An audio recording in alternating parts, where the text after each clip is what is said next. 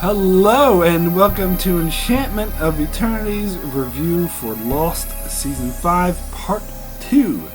This video is part of a series of videos where I review every episode of Lost in parts. In this video I will be covering the second half of Season 5, covering Season 5 Episode 9 up to Season 5 Episode 16, the finale. So I'll have to start with a spoiler warning for Lost up to the end of Season 5. If you haven't seen up to this point, you will not want to watch this video, otherwise some things will be spoiled for you. However, if you have yet to see Season 6 and you have only seen up to the Season 5 finale, not to worry, this video will not contain spoilers beyond Season 5. However, I will have a spoiler section at the end of the videos for those who have seen all the way up to the end of the show. So, Season 5 of Lost, as I talked about in my previous review, I thought the second half of Season 5 was when the show went downhill. I thought the show had 4.5 good seasons, so the first 4 seasons plus the first half of Season 5 were really great. Still love it, still some of the best television ever. Second half of Season 5 and Season 6 is when it started to go downhill and it's not so good. Now, I know some people place it differently. Some people say all of Season 5, some people even include Season 4, some people goes bold to include Season 3 and beyond is when the show was not very good. I disagree, and there's a distinct reason. Rewatching Season 5 again, at least this back half, I can really tell the distinct that this is where the writing started going off the rails, feeling a bit more subpar and not up to the snuff, to the high standards that the show used to have. Now, it's interesting in this back half of Season 5 because this covers mostly the Dharma stuff when our characters were in the 70s during Dharma times. And the funny thing is I was extremely excited for this part. In particular, there were teasers and spoilers and sort of hints that Season 5 we would actually be in Dharma times, because I knew that Marvin Candle was cast to be a recurring character. So I thought this was what I was most excited for the first half of Season 5 when they started the time traveling. I was like, come on, just get the Dharma times, because I know it's coming. They had that teaser in the very first episode. And I just couldn't wait. And when we got there, I didn't like it. I thought it was boring and not very interesting, and the characters didn't feel like the characters I knew. Now, funny thing is that because I was expecting Dharma times to reveal a lot about the island and the mythology and what the Dharma Initiative were doing, and explore all these answers that are storylines that I want to hear more about, and it was going to be great storytelling, but they didn't do any of that. Instead, they just hung around the barracks and just showed every normal day life, and they portrayed the Dharma Initiative as a bunch of idiots, and they didn't get into what kind of experiments, why they were on the island, what made the island so special, and any of that. All that stuff I wanted them to get into. We didn't even get to see any hatches. They just hung out in the stupid barracks. I mean, I guess we went to the Orchid and we had that scene about time travel at the start of the season, which is why I was so excited, because I was like, this is what I want to see. But then that's all we get. It ends up going absolutely nowhere. And when I heard the finale was being called The Incident, I was like, wow, we get to see The Incident. This is something we heard about since Season 2. Oh boy, I can't wait. And they didn't reveal anything. It was just, yeah, there's some incident happening, and that's about it. And some reveals we did get were really a huge letdown. But anyway, and I felt so disconnected from the characters in this back half. That 3-year gap really took its toll in this back half. Anyway, let me get into the episodes. Let's start with the first episode in my video, and that is Namaste, episode 9. So, this episode was, it was good because at first I really liked it because there's no flashbacks. It just goes between the group in the present and the group in the past. So in my previous video, I said I was going to reserve the conversation I had about Jack, Kate, Sawyer. No, sorry. Jack, Kate, Hurley and Saeed going back to the 70s where everyone else remained in the present. And so let me talk about that now. That's bullshit. It is so dumb. So the plane flies back to the island and they get zapped by the time thing, yet the time thing didn't zap 8:15 when it first came to the island, so I don't know. And only certain people got zapped back, only 4 people, only the characters that the plot conveniently needed to be back in time, because they wanted to keep Sun and Jen apart, so they were back, and they wanted to have Ben have the storyline with Locke, which I'll get to in good time, and so he was in the present, but they wanted Jack, Kate, Hurley, and Saeed to go back. So they went back, and they come up. So I talk about how there's always this "the island did it" excuse to explain away plot convenience or plot contrivance, and this is the worst case in my opinion. I think it's even worse than only certain people time traveling when Ben moved the island at the end of season 4. I mean, and the producers had the nerve to try to come up with an excuse for this, saying, "Oh, well, you see why that happened," because of course when this episode aired, everyone was like, "Why did only certain people go back in the past? That makes no sense." And they're like, "No, you see why that happened? It was because they had to recreate the conditions of Flight 815, and they didn't manage to do it perfectly, and they messed up, so there's unattended side effects, and part of that unattended side effect was for the characters we wanted to go back to the exact moment in time that the other characters, like Sawyer and stuff, are, just happened to happen. Because they didn't recreate. Bullshit! I mean, it just so happens to bring them back to the exact moment in time where Sawyer and the rest just happen to be. This is a bunch of malarkey. This is too much for me to buy. This is beyond any suspension of disbelief I have about time travel or the magical island or anything like this. This is plot contrivance 101. Any lame ass excuse. It goes beyond. It's like writers just making up bullshit and saying a wizard did, or whatever, even worse than a wizard did, being like, too lazy to come up with a reason. We just want these characters here. Let's just say the island did, and people will buy that. It is horrible writing, so that definitely colors my opinion of the rest of the season. Because it's just so contrived why Sun and Lapidus are still in the present, yet Jack and Hurley are in the past. But anyway, so we get the 2 timelines. We get Hurley and Jack and Kate having to integrate into the Dharma initiative, which is kind of funny or whatever, but doesn't reveal anything about the actual Dharma initiative of the story. And oh yeah, this is one thing I really have to address in this episode is Sawyer says to Jack, because Sawyer's the leader now, and he's like, "Jack, you just have to sit there and shut up and let me do everything. Isn't that a relief?" And Jack's like, "Yeah, sure." It is a relief. And Sawyer says to Jack, he's like reading a book, he's like, "Because I think where you never actually think things through. You just react, and look where that got you. You got most everyone killed." Now, this line bugs the hell out of me. It bugs the shit out of me because Sawyer's 1001% wrong. Alright, let's do a count here. I did the count in my head.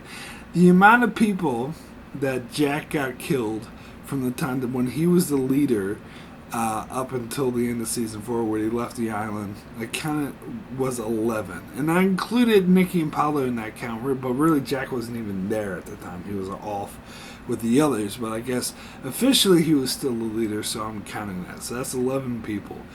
Now, I tried to guesstimate how many people, when they can't split between Jack and Locke, how many people went with Locke, how many people went with Jack. And I looked to be a slightly smaller group. So I guesstimated around 10 people, 10 of the extras, plus of all the main characters went with Locke. So let's assume all 10 of those people got killed. So Locke got 10 people killed, Jack got 11 people killed, yet Sawyer was with Locke. Now you can say like that wasn't Sawyer's responsibility because he wasn't the leader at the time. Locke was the leader, but he's the one who supported Locke where Jack didn't. Okay, so they're about even. Now, let's talk about those flaming arrows. When Sawyer was inarguably, he was the leader of the group at the time, at the beginning of season 5, when all those flaming arrows killed everyone. Now, it's hard to tell exactly how many people died because of, I don't know how many people went with Jack and went with Locke, but if I'm assuming the 10 extras went with Locke, that means there were about 18 extras left who went with Sawyer. So Sawyer got 18 people killed. 18. And that he did that in like the first day or the first week that he was the fucking leader, where Jack was the leader for what, 2 or 3 months, and he only got 11 people killed. So where the fuck does Sawyer get off saying that, oh, you got all those people killed when this dumbass got more people killed? Now, the difference is if you only count main characters and not extras, then yeah, Jack got more people killed. But as far as I know, those people are people. So it's ridiculous how nobody gives a fuck about them. That really irritates me. Anyway, the sun stuff, like, okay, you guys, if you're watching this, you've seen up to the end of season 5, and if you haven't, well, that's your fault, because I told you you need to see up to the end of season 5 before watching this video. So we know that the character of Locke is actually the smoke monster. It's not actually Locke. So that means, and we know that Christian Shepherd isn't actually Christian Shepherd, that's the smoke monster. So when Sun goes to the others' camp and Christian Shepherd comes and like, oh, let me show you this. How is he there? Because Locke is still over there with, in this time frame, he's still over there with, what's his face, Caesar and all them. Although, I guess one could make the argument that this was before Locke appeared to Caesar in the life of Jeremy Bentham flashbacks, because that timeline is a bit jumbled, because Caesar tells Locke that the pilot ran off with somebody. So it happened after they ran off. So you could, I guess, say that Christian appeared to Sun, and then he went over and pretended to be Locke. But I don't know. This whole time frame is really fucked up. Because how long was Sun waiting there? Anyway, yeah, I'm getting into Dead is Dead, because Sun is still waiting when Locke and Ben show up. So how long was she waiting there for a week? I don't know. The whole thing, I don't like the whole smoke monster being Christian Shepherd and Locke, if that I hadn't made this clear. So I don't particularly like this episode. I mean, it's fun. He has some funny character moments. But I mean, it was cool seeing like Lapita's crash land the plane, because we get the answer to in season 3 when, you know, Kate and Sawyer breaking up the rocks for the others, and they're like, what is this going to be? It's like a runway. So apparently Jacob told them to build a runway because they knew that 316 was coming, which I thought was pretty cool. But if, you know, the runway wasn't big enough and the plane needed more room to land, why didn't they just make the runway bigger? I don't know. Anyway, because Jacob wanted the co-pilot to die because he wanted Lapita's to be the only pilot on the island. Jacob wanted because the writers wanted, because the writers contrived writing. That's what I'm getting at. Anyway, sorry. I don't know, I'll get into this later, but this whole thing about the island being special and how Jack desperately wanted to get back, and everyone's saying how special the island is, everyone dies there. This is why the whole killing off the whole camp with flaming arrows, killing off all the people with Locke, and we have more people who are going to be killed off in season 6. They're going to go crazy with this shit. Why is the island so special? And they even said it, this place is death. So the island seems like a fucking just killing people. Everyone dies if you go there. So I don't know. I think that undercuts, because they're not main characters, so we're not supposed to care. Anyway, let's get into the next episode, which is He's Are You. And I really don't like this episode. I never liked this episode. I think the whole storyline of Saeed wanting to kill young Ben was dumb, because they clearly established that the rules is whatever happened. I mean, they did this. They beat you down with this over and over again. Not to mention, like, they first made this extremely clear in season, but all the way back in season 3. Flashes before your eyes when Mrs. Hawkins explained the rules of time travel to Desmond. It's like, if you save that man now, then he'll die.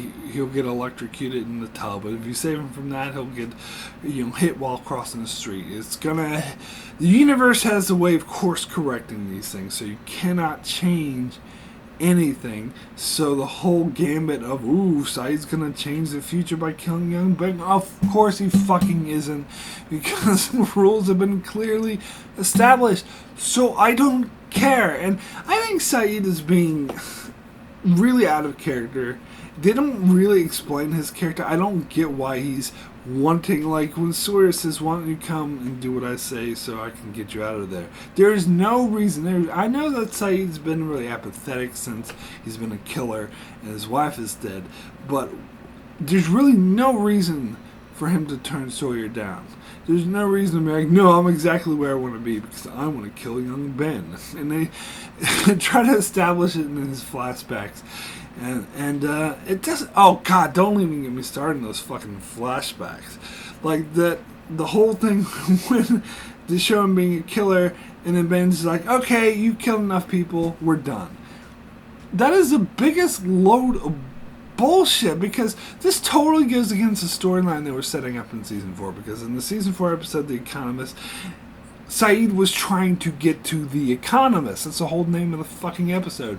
And who's the Economist? Of course, it's Charles Widmore. Now, they didn't say this at the time because this was before they revealed that Charles Widmore was the huge enemy that Ben was against. But now that we know that, it's obvious that the Economist was Charles Widmore. And in that episode, it was obvious that Saeed was trying to get to Charles Widmore to kill him.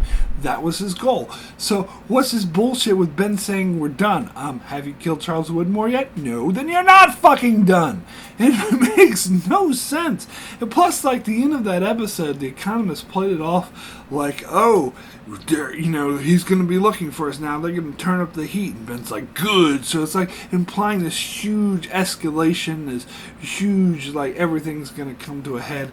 And no, Ben's just like, hey, we're done. Now, you know what that is? Again, that's the writer saying, we don't know how to finish this storyline, so it's done. That's what that is. Big pile of steaming hot bullshit. And, the stuff with the explaining Alana arresting Saeed, and she was kind of posing as a bounty hunter who's taking him to kill that guy in the golf course. I actually didn't mind that part. That part was cool, except for the fact, this, as I mentioned in the previous video, this thing should have been in the episode 316. They shouldn't, like I talked about that in 316, they shouldn't have withheld why all the different various characters got on 316. They should have just had it in that episode. But anyway, and yeah, the whole thing with that guy Holden, who was like, who gave Saeed these truth drugs or whatever, and they named the whole episode off of He's Are You, and they were like teasing him throughout the episode. This guy's badass, he's gonna torture you, but he just gives him some LSD, and Saeed tells everyone the truth, and no one believes him. Who cares? It's a huge, this is the bullshit that they're doing with Dharma times instead of actually fleshing out the story. And then, what a shock. Saeed kills young Ben. I don't care because I know he's not going to die. Obvious he's not going to die, so why? Anyway, let me get to the next episode, which is Whatever Happened. So, I don't like the island storyline of this episode either, because this deals with Kate trying to save young Ben's life, and I don't know. I mean, I understand. I don't think it goes against her character to be like, we need to save this young guy's life because he's a young man. He's not. She doesn't even care that it's young Ben, where Jack does. He's like, no, I'm not going to save him, because she just wants to do the right thing. It's not that I think that's against her character. It's that I think it's not interesting storytelling. I just don't. I don't think it helps the story. It's not really interesting to watch. I don't think it's the direction they should have gone in.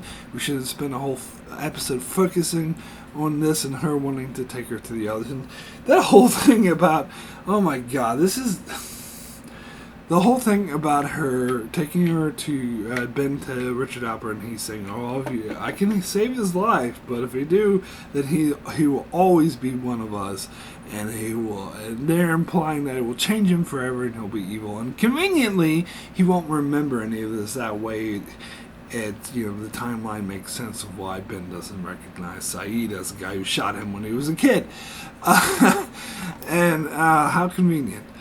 But we don't need an explanation of why Ben is. I think that ruins his character by saying, "Oh, this is why he's evil because Richard took him to this magical place and and saved his life, but it made him evil." This is bullshit. His character was fine. I mean, they explain his character with his flashback that he had an abusive father. Like, that's all you needed. That explained him perfectly. You don't need a magical fountain to say that turned him evil and made him another. He already wanted to be one of the others because his father was abusive and he wanted to get away from him. That made a lot more sense. This is just bullshit. But I really like the flashbacks in this episode. Even though I do think the part about how Kate got to the plane should have been in 316. I think the flashbacks work really well. First showing her meet Cassidy, because they sort of teased that in season 4 with Sawyer whispering something to her, and people who were really astute they actually, I don't know if they read lips or they're able to figure it out, but some people were able to figure out that Sawyer said, "I have a daughter named Clementine living in Albuquerque, New Mexico." So this sort of played with that, and plus, like, Kate had met Cassidy before, and it was good giving them 2 interactions, and how all that played in to why she actually ended up going to the plane. Now, I think the whole thing about her losing Aaron at the grocery store and that being the catalyst to her changing her mind, I don't know about that, but I do like how when she went to Cassidy, she could read her because she was very good at doing that. She could spot lies instantly, and she could read through Kate, and she could tell how Kate was being clingy to Aaron, and that she needed to come to the point of fact that he's not hers. And so I actually thought it was very touching how she found Claire's mother and told her, "Look, I'm going back to the island to find your daughter," and that she gave her Aaron to look after, because she's her grandmother. And this scene where Kate says goodbye to Aaron, that was extremely powerful. I have to admit to shedding a few tears in that one. That was such a powerful scene. So, even though I do still think they should have had that in the episode 316, I do think that these flashbacks really work and are really awesome. So it's kind of split. I think overall I'd have to say it's a good episode because of the flashbacks, but the island storyline was kind of a wash. Anyway, let's get to the next episode, which is Dead is Dead. Now, in the past, I had actually named this as one of my favorite episodes of the entire show, but watching it again, I notice a bit more flaws. I still like it. I would still overall say it's a really good episode, but I don't think I'd go as far as to say it's one of the best of the show anymore. Because, there are a bit of flaws. First off, they kill off Caesar. Now, I talked about this, I think, in the spoiler section of my last video. But anyway, Caesar, as he was introduced in 316, you could tell that they were introducing a main character. And I remember reading a lot of spoilers and stuff saying that he is going to be a huge character going forward, and he's going to have a critical role to play in the finale, in the final season. So imagine my shock when Ben just kills him. I was in denial at first. I was like, he can't be dead. I mean, they were obviously building him up to be this important character, and I heard this spoiler that he's going to play such a huge role in season 6, so he can't be dead. But he is. And, I actually read later that after I made my last video, I read that the actor didn't want to do the show anymore, and that's why they killed him off. But it was kind of obvious that they were changing direction, and I think this had a catalyst of changing things forward, because I do think they had an important role for that character, but they had to completely change direction because the actor didn't want to do the show anymore. I mean, he's only in 3 episodes, and he already decided to quit. They should have did a better fucking job securing an actor. If they couldn't secure that, and I have seen that guy in a lot of other things, so he's a decent actor, but if they couldn't secure him, they should have gotten someone else. This is very bad producing on the show's part. Even if you say you can excuse the writing, say it's not the writer's fault, so it's not bad writing, it's bad producing. They should have chose an actor who they were sure would stick with the role the whole time for at least only one more season. And yeah, so that pissed me off, the way Ben just casually kills off Caesar when he was supposed to. They were building him up to be this interesting character.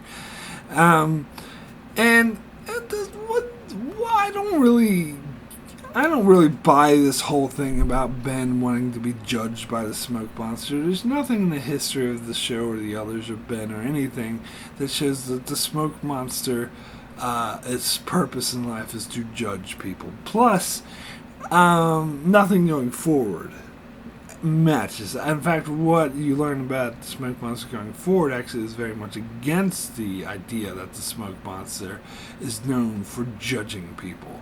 So the whole main thrust of this episode, I thought was a bit of wasted time. And as much as I really did enjoy the Ben flashbacks, I thought it was really dumb, and it goes against continuity, the first one where we see him take Alex from Rousseau, because I think I talked about the spoiler section in my season 1 reviews, but in the season 1, Rousseau made it very clear that she did not see who took her baby. That I remember, I'll have to go back to my season 1 review, but I remember quoting exactly what she said. She said something like, I heard whispers and I went to investigate, and when I come back my baby was gone.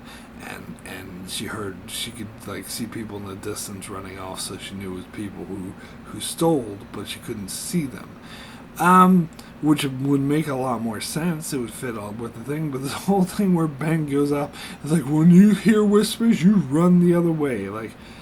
Of course she's not going to do that. This is so dumb. I guess they just wanted to use that actor who played Rousseau because they had gotten her for season 5 already.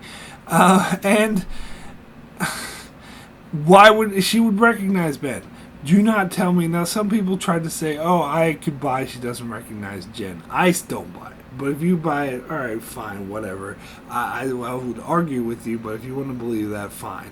But with her recognizing Ben, no. Do not even make that position, because you'd be outright wrong. She saw the face of the man who stole her baby from her. She would never, ever, ever, ever, ever, ever forget that. Not in 16 fucking years. No fucking way would she ever forget the face of the man who stole her baby. She would definitely recognize Ben when she caught him in that net. She wouldn't just hand him over to Saeed. She would torture the fuck out of him, because she would know for a fact that was the man who stole her baby. So it's bullshit. It doesn't add up. And if you try to argue otherwise, you are factually incorrect. Sorry, but you are. Anyway, sorry. The rest of the Ben flashbacks I did really like, though. As I said, I still think this is a good episode overall, and I did like how it explored the backstory between Ben and Widmore. It was interesting seeing Ben's connection and tie to Alex, and how Widmore told him to kill her, and when she was a baby, and he refused to do it, and seeing Alex as a little girl, and Ben formed this connection with her, and then, but although they didn't really get into why Widmore was exiled, because he had a child with an outsider. Why is that so wrong? And he left the island too much. But why did he? And why did he have a child with an outsider? I mean, I don't know. That's all a bit vague to me. I wish they would have went in more detail. But the episode itself was really interesting. And I gotta admit, the scenes with Ben and Sun were really good. I like how it is an upside to Sun being left in the present, is that she gets a bit more screen time and a bit more importance, that she's the only 8/15 survivor with Ben and Locke, since we know it's not really Locke. And it is interesting seeing Ben's conversation about dead is dead. That is scary, because at the start of the episode he's like, "Oh, John, I knew you'd come back to life," but he admits to Sun that, "Nah, I had no fucking idea. This shouldn't have happened. It scares the hell out of me." That was good stuff. And even though I thought the whole smoke monster judging him thing was a bit dumb, I do have to admit that scene where he is judged by the smoke monster is really tense. That is fucking amazing. That is super intense scene where it swirls around him, shows him all the flashbacks, and Alex appears and he's like, "Oh, Alex," and she slams him against the wall. It's like, "Listen to me, you bastard!" That was really good. And of course it makes a lot of sense in retrospect that she would tell him to follow John Locke, because she is John Locke, because that's the smoke monster. Smoke monster's the same thing, pretending to be her, pretending to be Locke. So of course she's going to tell him to do whatever Locke tells him to. So yeah, all that makes sense, and that was actually really good storytelling. And also seeing you actually finally find out what happened to Desmond, how he tried to kill Penny and Desmond beat the shit out of him. Again, I think this stuff should have been in 316, but whatever, it was still cool seeing it in this episode. So I do have to admit, I do really like this episode, but there's some flaws. I wouldn't say it's one of the best episodes ever. So anyway, let me get to the next episode, which is Some Like It Hoth.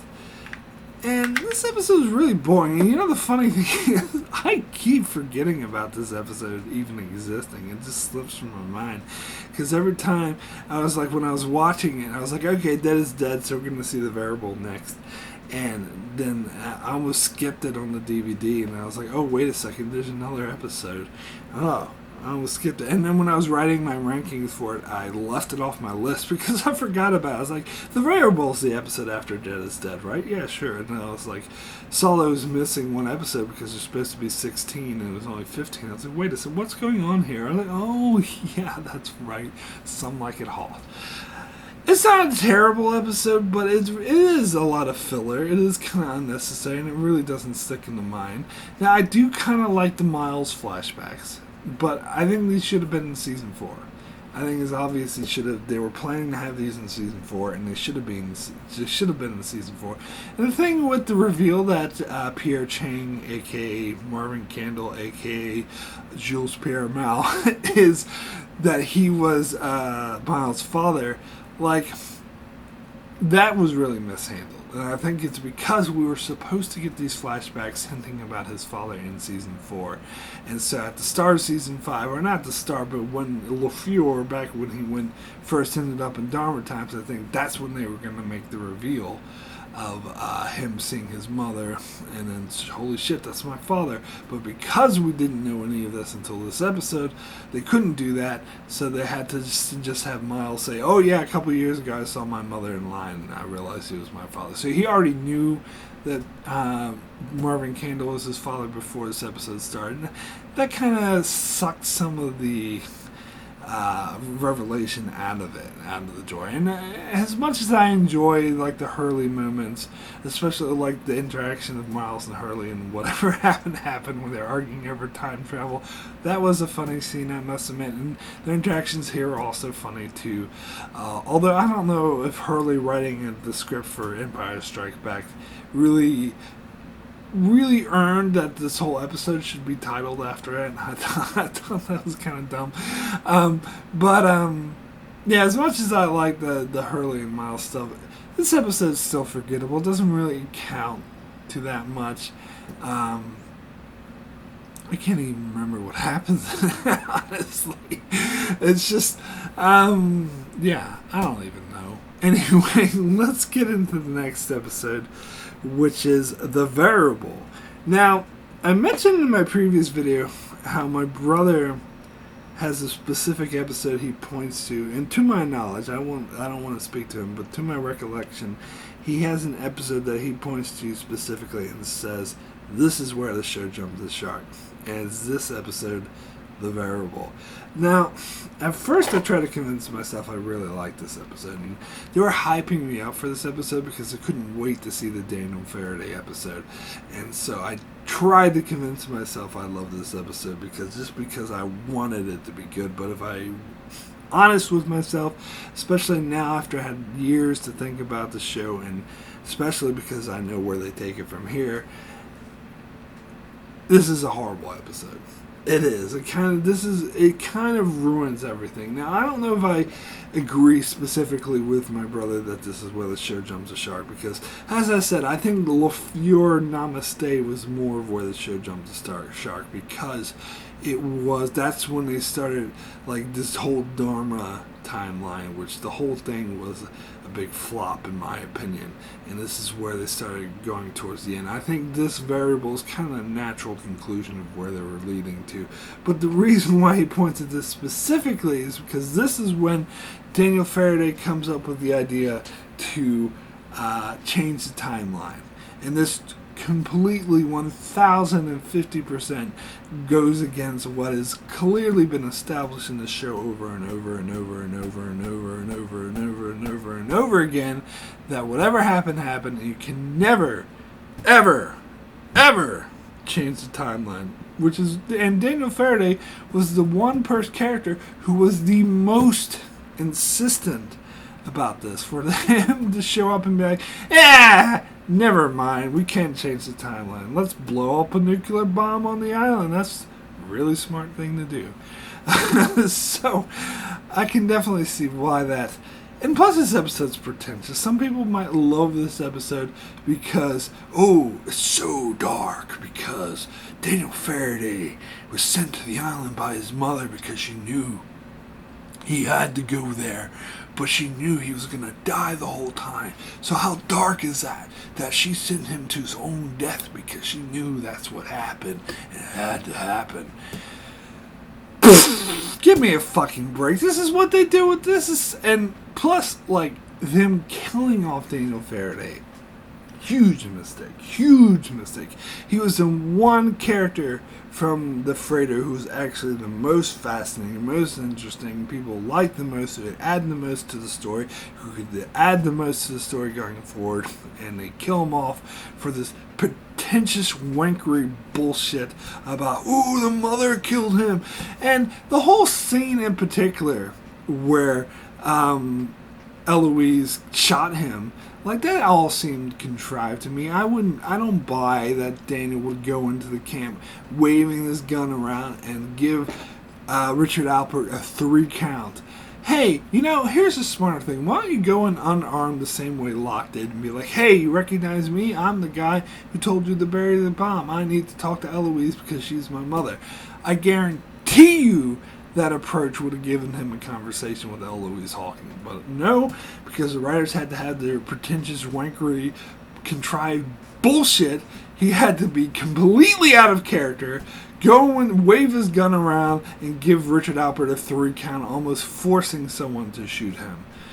Bullshit. That violates his character. Which of course they've done a lot in this episode with this whole idea of detonating a hydrogen bomb, which completely violates his character. Now, let me get into something else now. If you haven't been watching the show when it first aired, you might not be aware of this. So, before season 4 aired, there was and I talked about this in my season 4 review, there was a little clip that they showed at Comic-Con of the Orchid Station, where it was like outtakes, where it showed like time traveling bunnies, and Pierre Chang was freaking out. It's not actually, it was different than what they actually showed in the actual episode. You can check it out on YouTube if you like, but it stayed true in a set up the Orchid Station and the time travel aspect of it. And it was funny though that they didn't even touch on it until the finale of season 4, and they showed this at the Comic-Con before season 4, so it took like a really long time, almost a year, before we got any payoff to that clip. But at least it stayed true to it. Now, before season 5 aired, they had another clip at Comic-Con, and this is something else I would recommend checking out on YouTube, is that they had Pierre Chang, or Marvin Kendall, and I think in this clip, if I remember correctly, he does admit that he used Marvin Kendall and other various names as a pseudonym, but his real name was Pierre Chang.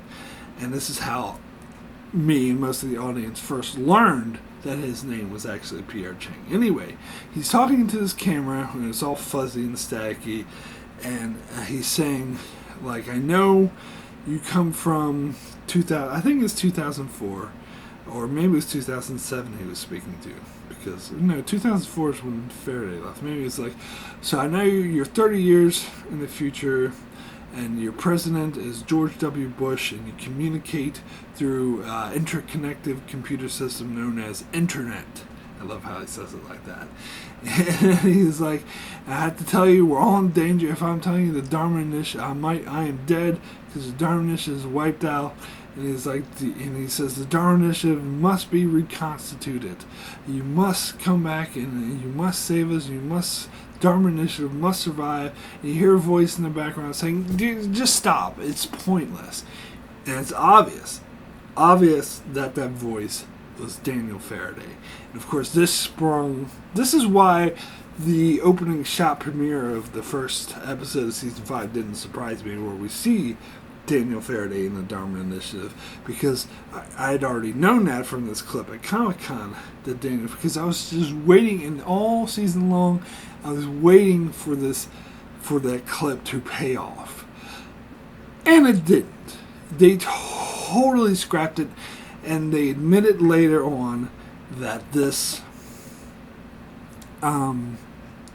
was a foiler, that they had originally planned something else, and that they changed their minds and went in a different direction, so that clip that they played at Comic-Con was no longer relevant. It would no longer fit with the story as they would, which means that they were at one point, shortly before season 5 aired, planning on something totally different than what happened in this episode. And I, even having no idea other than that tiny little clip of what they were planning, I am still 1,010% certain that it would have been way better than this. Because that clip, that sounded awesome. Yeah, I was so massively disappointed that when I saw this episode, because I was totally expecting them to pay off this clip with Faraday talking to Pierre Chang and being like, Pierre trying to change the timeline, or trying to reconstitute the Dharma Initiative and the present times, in the 2007 timeline, and how that could have impact. This opened up a world of possibilities for me I was so fascinated with. But they didn't do any of that. Instead, they simply had Faraday come along, wave his gun, get himself killed, because they could do this pretentious wankery BS about trying to set off a nuclear bomb in order to erase the timeline so that A-15 never crashed, which goes against absolutely everything been established in the show. Now, here's the thing, and at the time, the producers, David Lindelof, Carlton Cuse, mentioned this a lot, and it was, I think they mentioned this more in the DVD and their podcasts and stuff like that, is that they start to give little credence to Faraday's theory that they could change the timeline, and they were trying to pass it off as it was perfectly reasonable, because they had this scene, I think, in a deleted scene that's on the DVD that goes into more detail about this. And the analogy they use is that Daniel Faraday says, okay, imagine a stream of water. I think he says this in the episode. They just go into more detail and delete the scene. But imagine a stream of water. If you throw a pebble or small rock in the stream, then nothing happens. The stream just blows right over it. But if you put a boulder in the middle of the stream, then it creates a new stream, and you have two streams. And they go in totally different directions. So the analogy is saying that normally whatever happened if the change is minor. If there's some, I talked about this in my review of Avengers Endgame, and careful for spoilers for Endgame if you haven't seen it. Avengers Endgame is that because the time travel logic established in that movie is that if you go into the past, you change something, it just creates an alternate timeline with the different changes having an effect. And I thought that was really dumb, because somebody could, like if Captain America said, oh, excuse me, and pushed this guy aside and he didn't walk the way he was meant to walk and he took a different route, is that going to create a whole different timeline just because he turned around? And so this theory here, as the producers explain, actually makes kind of sense, that tiny things don't create timeline, that the time stream washes over. So maybe the guy with red shoes dying, like, that's a tiny pebble, so that's going to course correct and have him die. Because it's a tiny thing. But if you do something huge, like set up a nuclear bomb and have this huge electromagnetic event, then that's something that the time stream can't compensate for, and so it will create a new timeline. And so I was at the time I was kind of with it.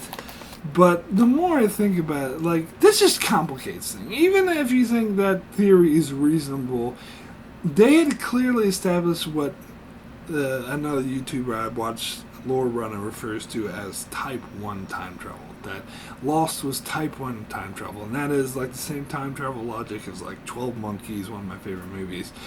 Or what's another movie? The Time Crimes is a pretty interesting movie. But where if you go back in the past, you do something that was always meant to happen. Like, there's no possible way to change the future. Of course, that's what they reiterated over and over and over and over and over again. And I think they should have just stuck with it. I think having an entire storyline trying to defy the logic that you had drilled in, even if you come up with a legitimate theory that seems to justify it, it's not the smart direction to go in. It seems like this direction that they were going to go in with Pierre Chang trying to reconstitute the Dharma initiative was a fuck ton more interesting, would have been a fuck ton better. Who knows why they changed it? I mean, I know nothing about what they were going to do, so I could be wrong. Maybe that storyline would have sucked too, but just to me, like, if you sat me down before season 5 and you gave me these two possibilities, say, okay, this is one possibility the show could go on, and this is another. We could have this scene where Pierre Chang meets up with Daniel Faraday, finds out he's from the future, and they're living in Dharma times, and he wants to reconstitute the Dharma initiative in the present times. Or we have this other timeline where this other possibility the show could go on. Daniel Faraday comes up with an idea to set off a nuclear bomb to stop the incident from happening so the plane never crashed. Which storyline would you rather the show go on? And 1,000% I'd go with that first one. Even knowing nothing about what happens from season 5, season 6 onward, or any of that, like, even if I knew nothing before even seeing season 5, I definitely would have went with that first one. Because it sounds stupid trying to change the and it should be noted that this season came out around the same time, or was being written, worked on the same time the Star Trek 2009 movie is. And a lot of the lost writers and people who worked on the show were also involved in that Star Trek 2009, which was about creating an alternate timeline and changing the timeline. So I think that polluted what was happening here, to be perfectly honest. And let me talk about, so I didn't even realize that the journal that Daniel Faraday has and Eloise Hawkins gets it that they were trying to say that that's how she could tell the futures, because she had the journal. The journal had everything written down in it. I didn't even realize this. It took me I think a year before this actually sank in, because and I remember when season 6 was airing, I was like, when they're going to explain what happened to Louise Hawkins, when they explain her power, get more into her, and then people kept saying they already did it with this journal. I'm like, no, they didn't. And the reason why, and it took me a while, that's what they're actually trying to do, and the reason why I didn't realize this is because it makes no fucking sense. It doesn't fit at all. It is the lamest answer the show has ever given, in my opinion, because she was shown in the episode Flash Before Your Eyes to have magical abilities. He knew where Desmond was going to be, what he looked like, exactly what he was going to do. He knew there was a random guy with red shoes who was going to die. You cannot fucking tell me that Daniel Faraday had all that written in his journal, that he had to think about the red shoes, that he knew exactly where Desmond looked like and where he was going to be and what he was going to do, all this detailed information. Plus, all these other things, she just seemed to have all this knowledge. I think the explanation was originally supposed to be, and should have been, that she has some sort of magical abilities given to her by the island. And I think that's totally within the show's purview, because the whole show is about how the island is magical, and they explain other people have magical powers from the island. Richard Alpert can live forever, Hurley can see dead people, Miles can see dead people, so it's perfectly reasonable that something on the island happened to make Eloise Hawking have these psychic abilities where she could predict the future. But her having a journal, nonsense. I mean, it's not that I needed a magical explanation to explain this. It's that the magical explanation is the only thing that could explain this, because an explanation like that with the journal it doesn't work. It doesn't fit. It doesn't work in continuity. So the show thinks I'm an idiot that would buy that for a second. Anyway, I think I ranted about that in spoiler reviews for previous videos, but now that we're up to it, I had to rant again. Anyway, let me get to the next episode, which is Follow the Leader. And this is, honestly, I probably really loved this episode the first time it aired, and I do think that this episode and the next episode, the finale, the reason why I look at so poorly on these episodes now do have a lot to do with I know what they do in season 6, and I know it's not good. And I know what this is leading up to. Kind of sucks. Now, the episode starts with Richard Alpert telling his son that he saw Hurley and all these people die. But as we find out in the very next fucking episode, that did not happen. Richard Alpert didn't see jack shit die. Jack, get it? Jack shit. Anyway. Because Alpert took Eloise back to the others with Abu and told Jack and Say to go without them. So he wasn't at the end. And let's say, hypothetically speaking, that Richard Alpert somehow was hiding in the bushes and watched the incident happen and watched it explode. He still didn't see the people die. So, I don't know. That doesn't make any sense. Now, and the whole thing with, Flock, as we used to call him, fake Lock. I always like Not Lock better than Flock, personally. But anyway, Not Lock, how he goes to Richard Alpert and tells him, oh, I'm about to show up, so why don't you come up and heal my wound. I get the very strong impression that that's not what they were thinking when they first filmed that scene in the season premiere of season 5, because Richard Alpert has that attitude like he knows exactly what's going on, whereas in this episode, he has no fucking idea what's going on. He's just doing what Locke told him to. And he's like, oh, because you're bleeding to death, John, give me... And Richard, not Locke didn't even mention anything about the compass.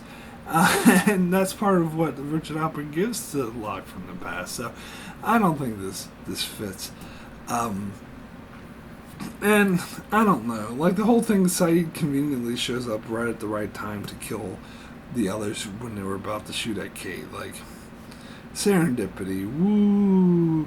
I don't know. And the whole thing with freaking, Sawyer and Juliet getting beat up because... Oh, let me talk about Rosinski for a moment, because he's been in this season for a while now. Now, Rosinski was the name mentioned in way back in season 2 finale when Kelvin Inman, who was the bunkmate with Desmond, who was pushing the button before Kelvin, Desmond killed Kelvin because he was lying to him. But Kelvin said that his bunkmate before Desmond came along was Rosinski, and he said Rosinski killed himself, and they had like a blood splatter on the wall. So basically, it was even after the purge, Rosinski and Kelvin were in the the Swan hatch for many years, pushing that button. And so when I first heard the name Rosinski, I said, "Oh, this is going to be awesome. We're going to see Rosinski." This character is flat. It's a cliche. Like, the way they wrote him was absolutely horrible. He's a villain, mustache-twirling villain, cliche, and I don't buy anything about him at all. And I think I'm so disappointed that this is what they made Rosinski. Because I think in the season 2, they said that I think Kelvin mentioned that the Swan was Rosinski's baby. And so that's why they had to have Rosinski in these scenes be the one who conceived the Swan. And this is what I'm saying. Like, they should have gotten to more of the scientific reason. Why does Rosinski want to get in touch with this pocket of time, or this pocket of electromagnetism? Why is it so important to him? They don't get into any of that. Instead, he's egotistical and absolutely totally blind to wanting to do this, regardless of the fact that he's going to cause the whole island to explode. And the fact that he immediately overrides Horus when he feels like it, and even to the point where her people turn to Horus and be like, "All right, you're in charge." And he's like, "No, he's not in charge," and he takes over. Well, how does that work? Why does Rosinski get to take over? That makes no sense to me. It's just to keep the plot going. I will say this whole thing about Rosinski wanting to, have the drill into the pocket of electromagnetism even after Pierre and everyone warns him against it. I think they are going into kind of a Chernobyl vibe here, which I kind of thought of more because I saw the HBO miniseries Chernobyl. Because they did mention, Saeed, when he was first, but way back in season 2, exploring the Swan Hatch, he mentioned Chernobyl and how they had to pour all this concrete and there was nothing like it. The last thing he saw or heard anything like it was Chernobyl. So I think they were going for Chernobyl vibe. And if you've seen that miniseries on HBO, and the thing with Chernobyl, why the incident happened in the first place, was because of sheer incompetence, and these people thought they knew what they were doing, and they wanted to cut corners and run tests or whatever so they could put it in their paper, and they wouldn't listen to anyone telling them no, this is dangerous, and they pushed all things aside. So this is the vibe I got with Rosinski here, how he kept pushing aside any objections, and especially when Pierre Chang, who's a scientist who knows what the fuck he's talking about, tells him, you're gonna, this is very dangerous, and Rosinski's like, no, blah, blah, blah. And so I guess they were going for that vibe, but I don't think it works. I don't really buy it in this sense. Anyway, let me get into the next episode, which is the incident, the finale. I don't know if I talked yet about, I don't know if it was follow the leader or this episode, so I'll talk about this first. I think it's this episode, when Locke talks to Ben, or not Locke, I should say, talks to Ben, and Ben is like, that time that, we went to visit Jacob's cabin, that was fake. I made it up. I wasn't talking to anyone. Now, in the spoiler section of my Season 3 review, I talked about how that's another giant load of horse shit dumped on us. Because, of course not. If you watch that scene in Season 3 and Man Behind the Curtain, and this is the reason why I didn't really like Man Behind the Curtain anymore. I used to love that episode, but watching it in retrospect, it kind of pisses me off how they went nowhere with it. Is that if you watch that scene, it's beyond obvious that Ben was not surprised And he tries to say, here, I was just as surprised as you when stuff started flowing around the room. It was very clear that he's not surprised, that he is like, Jacob, calm down. Like, he was expecting this, and he knew exactly what it was. And don't fucking tell me that Ben was putting on an act and lying. There's no actor in the world who wouldn't be able to pretend when supernatural shit started happening and didn't think it would happen. They would not be able to pretend, oh yeah, sure, I knew this was going to happen. And, like, they try to explain away in this episode that when you have Alana and Bram and the other dudes come across Jacob's cabin and say, oh, someone else is using it, that's when they're trying to say that, so I think they're implying it was the smoke monster, Man in Black, whatever, who was throwing the shit around the room, not Jacob. And so this is when they infer that the Christian shepherd who's using the cabin is actually the Man in Black, and none of that really adds up. It's really confusing and doesn't make any sense. But it's total horseshit. It doesn't fit with what they established in The Man Behind the Curtain, because how would Ben know about the cabin in the first place if he'd never seen Jacob, which is what they mentioned in this episode. It's like, oh, I never even talked to him, which is totally inconsistent. And I know people will just say, oh, he was lying in season 3. Bullshit, it still doesn't add up. Why do you know what the cabin was? How come Richard, when he said, oh, I'll take you to see Jacob, Richard wouldn't know he was lying if that wasn't the case, because Richard would know that fucking Ben never saw him. And why did Ben never see him? Like, he even mentioned, Ben brings this up to Jacob. He's like, oh, how come I never get to see you? And the first all Locke has to do is ask, and he's marched right here where he's measured. Yeah, Ben has a point. That's bullshit. Plus, Richard even says only the leader gets to talk to Jacob. Ben was the leader. How come he never got to talk to Jacob? It's bullshit. It's totally inconsistent with everything that's came before. And the whole thing where Ben goes to kill Jacob, and he goes on this tirade about how he sacrificed his daughter, and he did all this stuff, and sacrificed everything, and all this stuff, and he says, what about me? And Jacob's just like, what about you? Like, Jacob's a total fucking moron. If you choose, alright, if there were any, like, things you could say to choose if you wanted Ben to kill you, then that's the perfect thing to say.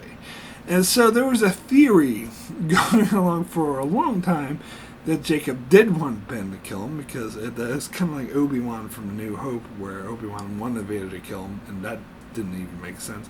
I'll become more powerful. I'll be this floating ghost who will tell Luke to go places. That's more powerful than you can ever imagine. But anyway, off track. So that was the theory, that Jacob did it on purpose. But from what we hear in season 6, not to get too spoilery, but it's not big of a shock, Jacob totally didn't want Ben to kill him. So he's a moron. He's not, like, wanting to die. He's not suicidal. He's a moron. Like, that's the number one thing. If there's one thing you could say if you want Ben to kill you, that is it. Now, let me talk about something I forgot to mention about in Dead is Dead. It's probably more relevant there. But in that episode, Dead is Dead, they tried to play it off as if Ben, because Ben even says, all I had to do was surrender myself to the mercenaries, but I was too attached to my power, and I just couldn't do it, and so my daughter died, which is total horseshit. He's rewriting history. And I think I talked about this in my season 4 spoiler review. If you go back and watch season 4, Ben laid it out. He made it very clear, and this was backed up. You can't use the Ben is lying excuse for this one, because he was backed up by evidence on this one, by what we see the freighter people do later. He laid it out. If I surrender myself to them, they will kill Alex anyway, and then they'll come in and kill all of you.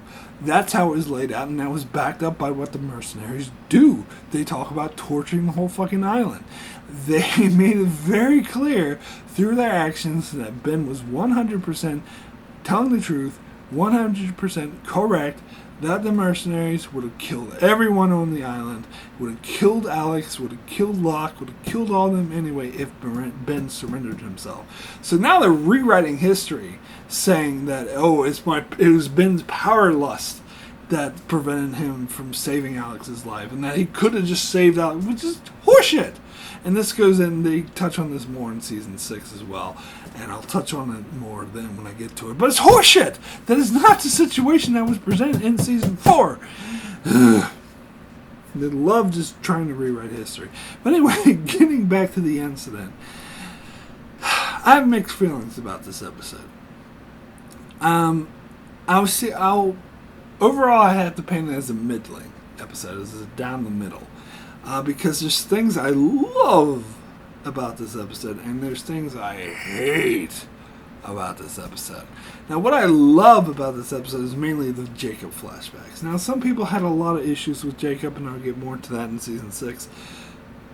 But I never did. I actually like it. I think they could have been handled better. I actually think we should have got more flashbacks like this. I think these flashbacks, if season 6 had any crime, it was not touching on these more, not exploring this more, like Jacob appearing to the people in the past and touching them. And that became a whole joke. There was like this parody thing about how Jacob went around the office touching people. And I was like, something magical is supposed to happen when he touches them. But that was the thing in this episode, that he touched each of the main characters, and that's what's supposed to make them special, even though he touched Saeed and Hurley after they came to the island, because this is after they got rescued and became the Oceanic Six, so that doesn't really make sense. The whole point is he was supposed to touch them, and that's why they came to the island, so why didn't they show up? But anyway, off topic.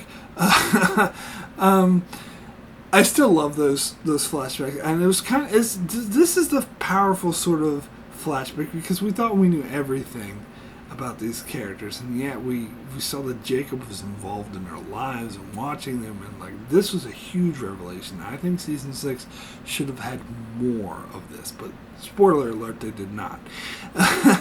So this showed me a glimmer of how great season 6 could have been. And plus, like, a lot of people were very much, like, I think I heard one person say the scene where they showed Jacob and the Man in Black at the start of this episode, and you see the huge statue, and you see the black rock coming. One person said, oh, this is when the episode totally jumped the shark and totally went downhill. Disagree.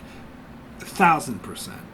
This was very fascinating. This set up a really interesting mythology, and I didn't mind any of this mythology explored in season 6. This is actually part of season 6 that I liked, when they explored this connection between Jacob and the Man in Black. I just think they didn't do enough. They didn't go far enough with it.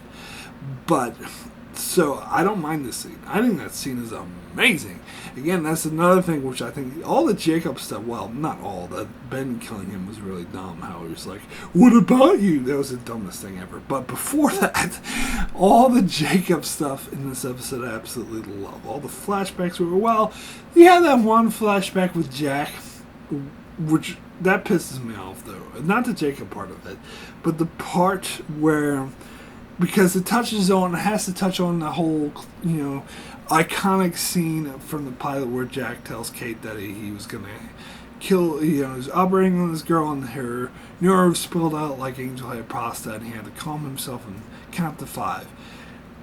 How it happens in this episode is not how he explained it. Because that's not how he explained it. It's like he had to calm himself and relax. But here it's his father forces him to count to 5 and makes him look like an idiot, which pisses Jack off.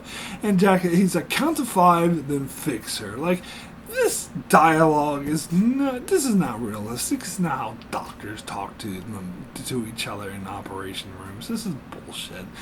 I don't buy it. I'm sorry. And it's so cheesy. And of course they had to have Jack's father say it because they couldn't internalize it, because that wouldn't work on the screen.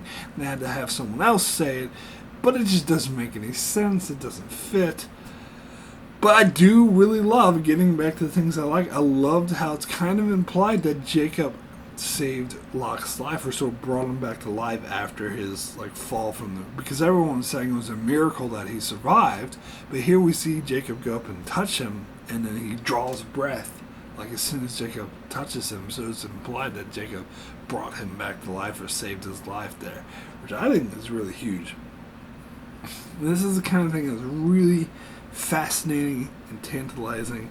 Like, I love seeing him appear to Kate when she was a little girl, and telling her to be good, and then appearing to Sun Jin at their wedding and saying how their love is powerful and they can never forget it and stuff like that. Like, that was all good stuff. Now, I already talked about how I feel about the Locke and Ben stuff, and I don't know, they played that dun dun dun music like with the others, like going to find Jacob. But again, I'm going to talk about how detached I am. Like, this doesn't feel like Lost anymore because it's just a couple of characters now. Like, because instead of it being the camp, like through the Looking Glass or any other various finale, when they played that adventure music, it was our group. It was the 815 Survivor group. Even though there were extras we didn't know anything about, they never had any dialogue, they were ours. They were our group. We had this connection, like Jack and all our main characters. They were all connected to this larger group. Now it's just a bunch of random fucking others don't give any shit about, as some not Locke, who's not really Locke, and Sun. And then Ben, making revelations that is total bullshit and inconsistent with what came before. This is not my Lost. This is not the Lost. And for that matter, the storyline in the 70s, again, everyone's dead. It's just a few random characters left alive on the island. Some of them shouldn't even fucking be in the 70s because it makes no goddamn sense how they fucking got there as plot contrivance. So I don't give a fuck. Don't give a fuck. And for that matter, Jack is on his way to reset the timeline, which goes against everything we learned about time travel, and he's completely like out of character. His character makes no sense because they sort of have him on this character journey, and I was with it until this point where he finally thought Locke was correct and that the island wanted him to come back and do something. But here, he's like, oh, the island wants me to change the timeline so we never come in the first place. Zero sense. Why would the island not want them to come there? This is the whole point of Locke, is that the island does want them to come there. So his thinking his real destiny is to make it so they never crash there goes against everything his character was building towards. It makes zero sense. Like the fight between Sawyer and Kate trying to stop Jack and the others from setting off the bomb. It's a bunch of nonsense. I don't give a fuck. Why do these people fight? I don't buy Kate's motivation that she desperately wanted to stop Jack, and I don't buy Jack's motivation for wanting to set off the bomb, and I totally don't buy how this conflict ends up meaning nothing because Kate and Juliet just suddenly changed their minds and decide to help Jack anyway. And so Sawyer's like, oh well, might as well help Jack too, even though I just kicked his ass trying to stop him. This is horrible. The storyline's a mess. This is a fucking mess. I tried to convince myself I liked this episode back in the day just because I liked the Jacob stuff. But and I didn't know yet how horrible season 6 was going to be. But even without taking season 6 into account, this episode's a mess. If I'm true to myself, if I'm honest with myself, and if I really analyze this episode objectively, it's a total mess. Now, I talked about the Star Trek 2009 connection. I think they also had a connection with the music. Michael Giacchino does the score for Lost. Amazing.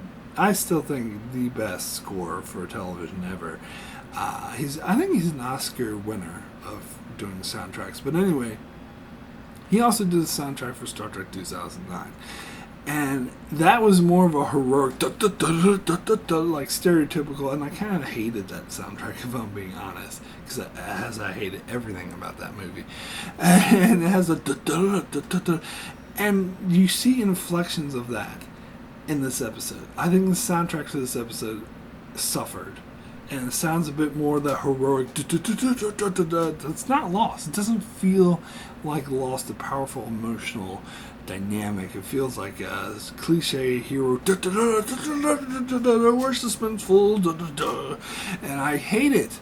I'm sorry, but I do. And the whole cop-out thing with ending the whole season on a cliffhanger with Juliet striking in that bomb. That's a really stupid way to end the season. So, as I said, This episode, I'm going to have to say it's a middling, because there's things about it I think are amazing and a pinnacle of what Lost should have done, and other things that would just throw away nonsense and ruin and went against everything Lost stood for before. So, middle of the road for me. Anyway, so that is it for my coverage of Season 5. I've done it. Yay! So, as per normal, I will name the 3 worst episodes of Season 5 and the 3 best episodes of Season 5. So, let me start with the worst episodes. And I'm going to have to say that the 3rd worst episode is Some Like It Hoth. If I can remember this episode. Like I said, like, the Miles flashbacks were, I mean, I like the whole thing with him, the setup of you could never go where your father is. But the rest of it was kind of just a wash. I didn't like the storyline with Hank from Breaking Bad. I thought that was really boring. But anyway, second worst episode is The Variable. As I explained, this totally ruined Daniel Faraday's character and then killed him, and ruined it by killing him, and it gave the BS excuse that Eloise had the journal, which is BS, and it gave Jack's whole purpose was to change the timeline, which is, people are so, like, there was even Bad Robot, they did Star Trek 2009, they did Fringe, which is another show that was fucking ruined by a timeline reset, and now they're doing this bullshit in Lost. They just should not have even teased it, and it shouldn't be a factor in any way, shape, or form. Anyway, the number 1 worst episode of Season 5 is He's Are You. As I said, this episode was they ruined Saeed's future storyline. They had some scenes the only scenes that were decent were the scenes that should have been in the episode 316, and then the Owen Island storyline with him wanting to kill young Ben, which of course we knew would not fucking happen, was just boring and wasted time, and the whole, Holden, he's gonna give you all this tea. Who cares? Bad episode. Anyway, it's not a coincidence those 3 episodes were in the second half of Season 5. I told you. Did not like the second half of Season 5. Anyway, reverse now. Let's get to the 3 best episodes of Season 5. And I'm going to have to say the 3rd best episode is Jughead. The Desmond episode, flashbacks were a tad bit boring, but this was a really fascinating episode. I love seeing Desmond. I love that he had a son named Charlie, and seeing him and Penny living on the boat was nice. But moreover, the flashbacks were really exciting, and having the atomic bomb and Faraday meet his mother from the future, like all that was good stuff. So my second favorite episode of Season 5 is The Lie. Now, even though I hate the fact that they had the fire arrows kill off all the background characters, it's still a good episode. That's just something I hate that the show did going forward. I don't think it doesn't really mar this episode, which I think has some really epic moments, particularly the Oceanic 6 storyline. I loved, I cannot gush enough about that scene where Hurley's at the gas station and drives away, and then Kate pulls into, I don't know why, but some reason that just gives me the feels. I just love, that's what Lost should be. And this is when Lost was moving full throttle without any pointless flashbacks or flash forwards. It was just boom, here's the Oceanic 6, Kate's someone's lawyers are trying to take her baby away, and you have fucking Hurley having to deal with his parents and how he has to tell them the truth. And they're on the island storyline, they're traveling through time, they get attacked and they have to run away. Like, this is all great stuff. So,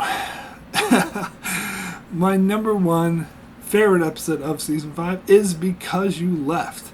Now, if you're keeping track, the first 3 episodes of Season 5 are my 3 favorite. I'm sorry, it started with a bang and then slowly went downhill after. But Because You Left, I thought was the perfect premiere. I did really love that shocking revealing, even though I knew it wasn't shocking because I knew Pierre Chang was going to, Daniel Faraday was going to be in the past, but it was still so good. It was just perfect. It was really got me excited for a storyline that actually never paid off, unfortunately. But and then the whole having them travel through time, where you're dealing with the Oceanic Six, where Jack is working with Ben, and Kate gets threatened by the lawyers. Like, this is all boom, boom, boom, boom, like great scene after great scene after great scene after great scene. Awesome episode. Anyway, my rating for season 5 as a whole is going to be a 5 average, which is because, as I said, it's a very schizophrenic season for me, because I love the first half, hate the second half. Now, there's some bad episodes in the first half, like This Place. I don't think there are any bad episodes in the first half, to be honest. Like, This Place's Death and The Little Prince are kind of just okay. They weren't like great, but they're not bad. But the second half, mostly bad episodes. I mean, I love the flashbacks and whatever happened. And there's stuff about Dead is Dead that I still love, even though it's not as great as I used to think it was. But I think it has some flaws, but it's still a really good episode. But you get a lot of bad episodes like He's Are You, something like Hoth, and with that ending arc where they completely ruin every character they have. And, to be perfectly honest, I probably think a lot less of Season 5 because of Season 6, in retrospect. But, yeah, I mean, second half is when the show really started to lose its, and it's set up for the horrible 6th season. I'm going to include the second half as horrible as well, but the first half is really great. So I have to split the difference down the middle and give it a 5.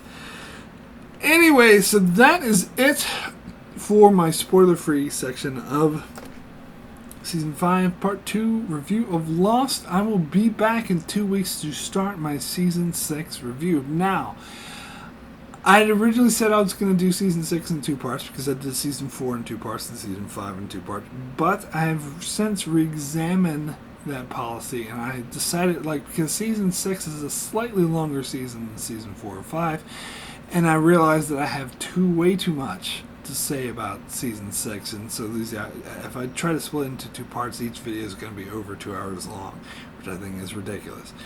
So I am going to split it into 3 parts, just like I did with Seasons 1, 2, and 3.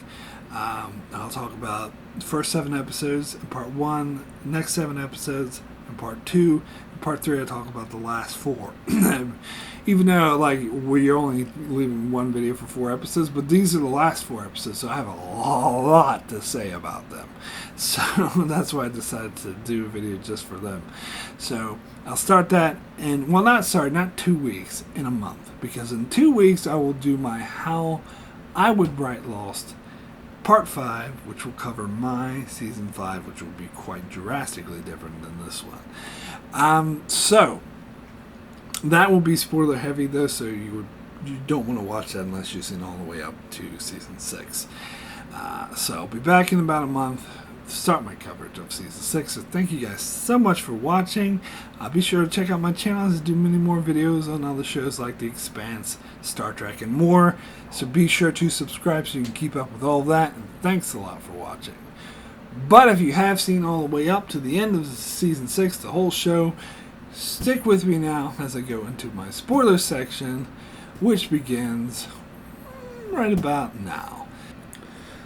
And you know what? I actually don't have much to say about spoilers, because I guess we're coming towards the end of the show and there's only one more season left. So most of the stuff I wanted to talk about could talk about my spoiler-free review. So there's only 2 episodes I want to talk about. So let's get into the first one, Whatever Happened, or Dead is Dead, whichever one. But I want to talk about the whole magic spring that brings Ben back to life, because we find out in Season 6 that it's in the temple, and it's this magic spring that Dogon uses to bring Saeed back to life, and it makes them evil. If we know this magic spring makes people evil, then why do they use it? Now, I think in Season 6 it's implied that it was Dury or something was wrong with it, so the smoke monster corrupted it somehow, and that's why it made Saeed evil, and they weren't really expecting that to happen. But they're saying in this episode that it made Ben evil, that made him like one of the others, and magically erased his memory of of seeing Saeed. Where when he saw Saeed, it didn't magically erase his memory of how he got shot. So whatever, I'm gonna call bullshit in this whole magic spring thing. Anyway, the other thing I want to talk about is the incident, the whole thing about killing Jacob. Yeah, I don't know. I just don't buy that. This whole storyline, I don't buy that.